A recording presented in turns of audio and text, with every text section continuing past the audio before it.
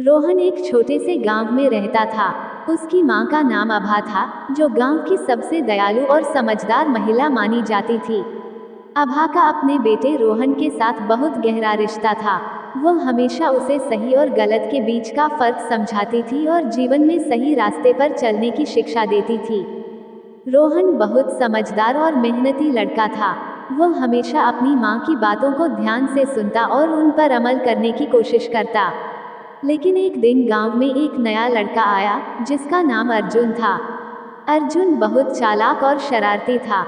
वह रोहन को भी अपने साथ गलत कामों में शामिल करने की कोशिश करने लगा।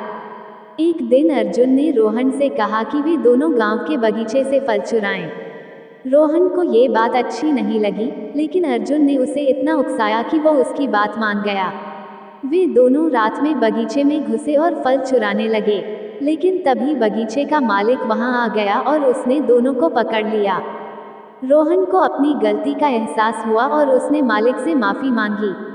उसने सोचा कि अगर उसकी माँ को ये बात पता चलेगी, तो वह कितना दुखी होंगी।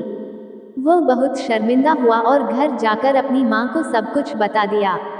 अभा ने रोहन को गले से लगा लिया और कहा, गलतियां हर किसी से होती हैं बेटा, लेकिन जो अपनी गलती मान लेता है और उससे सीखता है, वही सच्चा इंसान बनता है।